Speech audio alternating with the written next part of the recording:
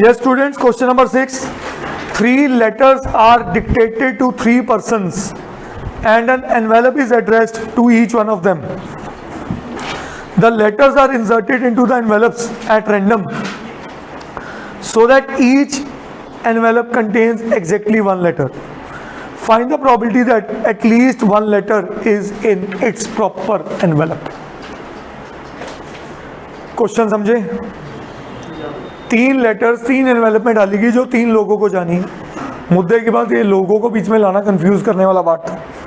Technically 3 letters 3 लिफाफों में जानी है एनवेलप्स में। अब क्वेश्चन क्या कह रहा है? अब पहली बात समझो, इसके अगर टोटल आउटकम्स देखूं, 3 लेटर्स 3 एनवेलप में जानी है तो कितने फेवरेट केसेस? ये क्यों आप सोचो, इस बार टोटल केसेस ले रहे हैं। कहानी समझ में आ रही है कि नहीं? हाँ जी, 3 ही लेटर है। अब सुनो सुनो, इसको भी समझो। ये एनवेलप है, ये लेटर है, ये एनवेलप है। Envelope 1, envelope 2, envelope 3। लेटर 1 कितने एनवेलप में जा सकती है? लेटर 2, लेटर क्यों 2? तो टोटल केसेस में हर ऑप्शन उठाते हैं सैंपल स्पेस में। क्या ये बात समझ आई? तो लेटर 2 भी देखो, लेटर 1 कितनों में जा सकती है? 3 में। लेटर 2 कितनों में जा सकती है? ऐसे ही लेटर 3 कितनों में जा सकती है? तो 3 इंटू 3 इंटू 3 कितना होता है? तो ये मैंने क्या लिखा, कहानी समझ में आई। अब बात करते हैं फेवरेबल आउटकम्स की। वो क्या कहता है? Find the probability that at least 1 letter is in its proper envelope. कम से कम 1 लेटर प्रॉपर एनवेलप में जाए। प्रॉपर मतलब सही एनवेलप में। समझ गए कि नहीं? सपोज ये राम, श्याम और लखन है और ये सीता, गीता और सुनीता है। तो आप समझ गए ना? आप मुझे पता कि ये कब समझेगी, ठीक है? ऐसी सिचुएशन इसको समझ आती हैं, ठीक है? आओ जी, ये तू भी उसी में ही है, ठीक है? सुन गया मेरे को? आओ जी। अब ये सिचुएशन में फेवरेबल आउटकम क्या कह रहे हैं? वो कह रहे हैं at least 1 envelope, sorry 1 letter is in proper envelope.